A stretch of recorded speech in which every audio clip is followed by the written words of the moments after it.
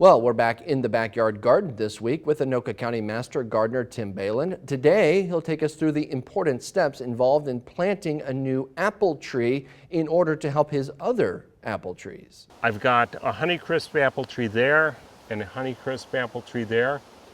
I have not gotten any apples out of them, and so I'm thinking that it's a problem with pollination, although you need a different kind of apple tree to pollinate a Honeycrisp.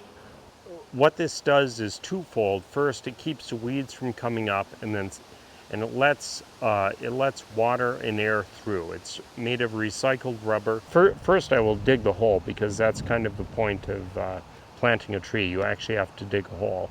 I'll remove the grass and dig a hole. All right. And I see I have a few more roots to remove, so I'll do that with my pruners again. So what I'm going to do now is test fit the pot to see if I've dug the hole the right size, or if it needs to go deeper. And you know, that actually looks okay. It could maybe go a little bit deeper. This hole is about a foot deep. It's exactly at the depth that most underground utilities anyway run, from 6 to 12 inches underneath the ground. So that's why I had the utilities marked, because, you know, gosh darn it, I didn't want to hit any utilities. I'm trying to make it easy for the tree roots to penetrate it. So I rough up the inside of the hole a little bit. But now what I'm going to do is put a little bit of slowly release fertilizer in the hole.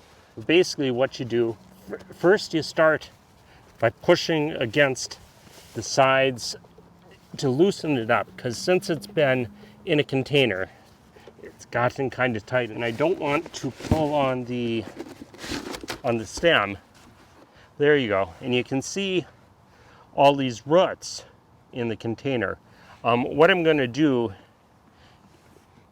is take the cultivator and rough up those roots. I want the tree to have some nutrients, but at the same time I don't want it to get root bound, meaning that the roots grow around and around the tree. Oh, and I don't like this guy, so I'm gonna cut this one off.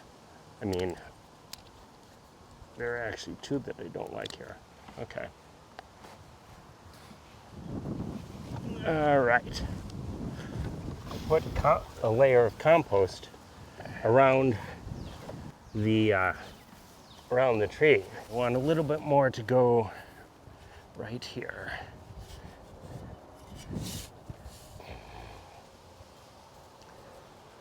Now I'll put the tree ring around the tree.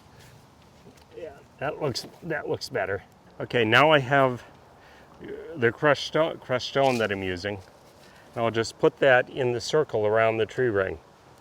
It keeps critters from nibbling at the roots of the tree. And if you water directly from a hose, you want to be as small, or you want to just have the water on a trickle